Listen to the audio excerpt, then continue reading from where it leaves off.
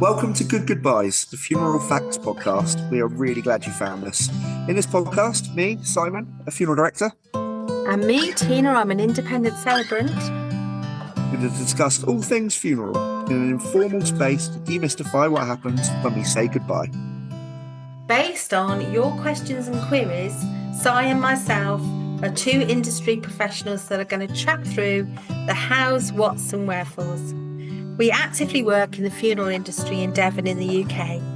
So, we hope you enjoy the episode ahead. Welcome to Good Goodbyes.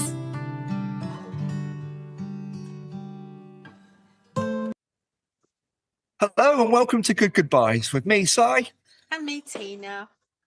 Thanks for joining us today. We're going to have a really frank conversation today about something that is a little bit scary, actually. How do you describe someone that is dead? What wording, what language is appropriate, and how should you go about it? And I think it's quite an important one, but it's one that's going to be quite divisive as well. Because people have all sorts of different viewpoints on this, don't they? Yeah. And I remember way back 2011 when I first started. I'm going to throw a name out there that any funeral professional that's listening is going to know. It's a lady called Sheila Dix at Salisbury College of Funeral Science, where I did a course. And she said, your loved one has died. Your loved one is dead. I'm sorry that your mum has died. These are really important things to say. Not slipped into another room or gone to sleep.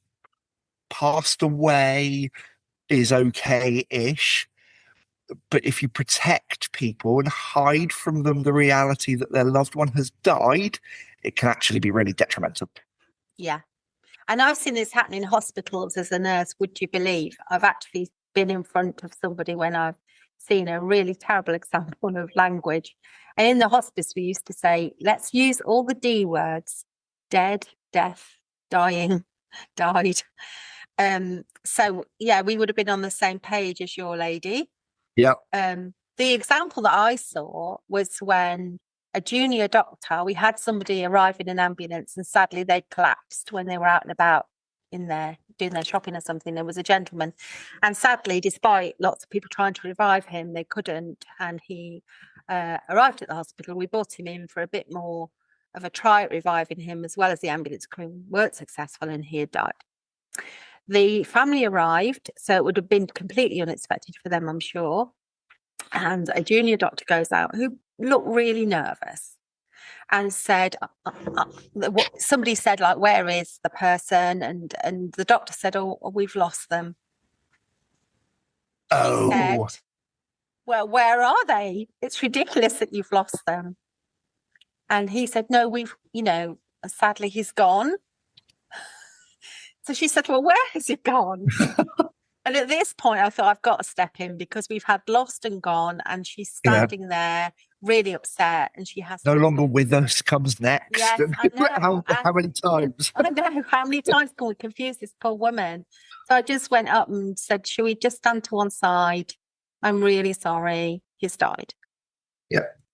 Because I thought, unless we use some D words, we're going to just carry on like this for ages. Yeah, absolutely.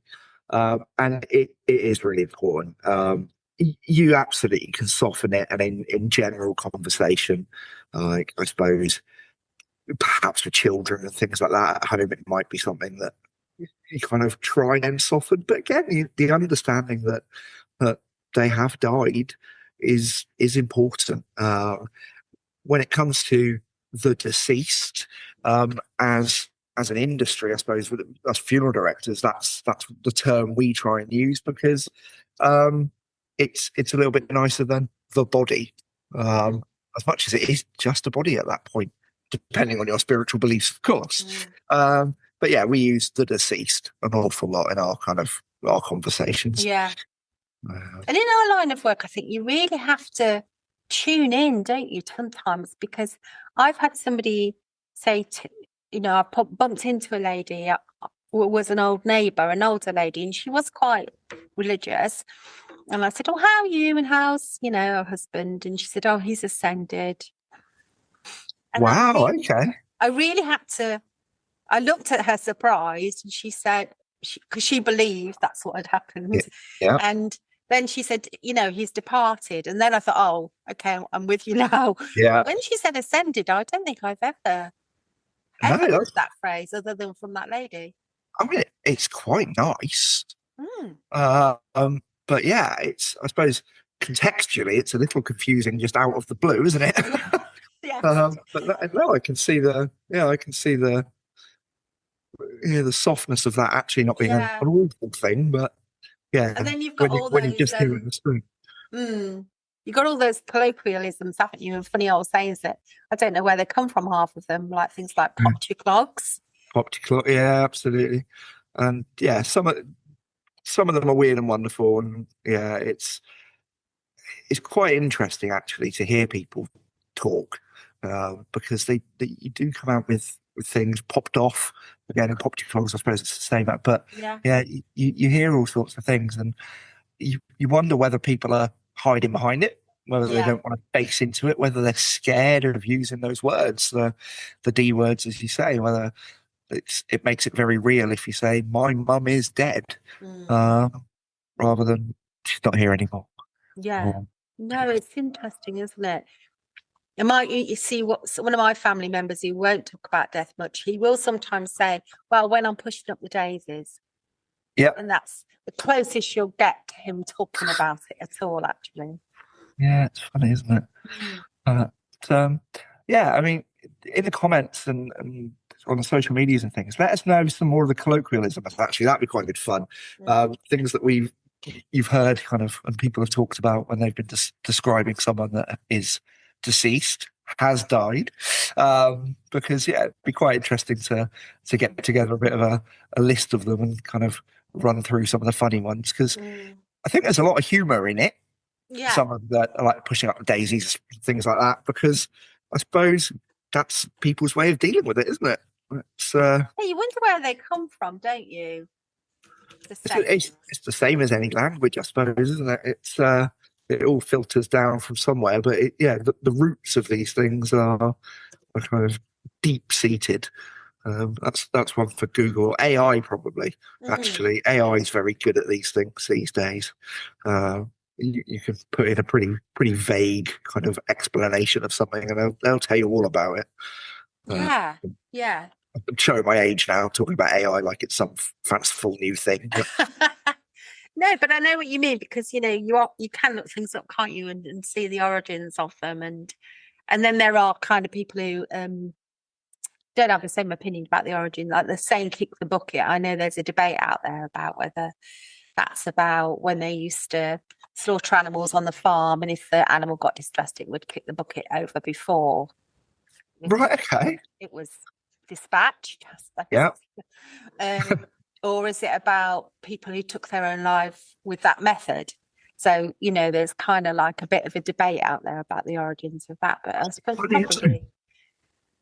I'd never heard that, actually, to be honest. So that's something for me to put in and Google and hunt around for, because I'm kind of interested now. But there's always debates on things, but it's good fun. What do you hear most people say? Passed away, I think, is still probably the go-to for people. I think it's soft enough, but people know what it means, I suppose. Feels sensitive, doesn't it? Yeah, it's a nice way of saying it, I suppose. That's probably the most common.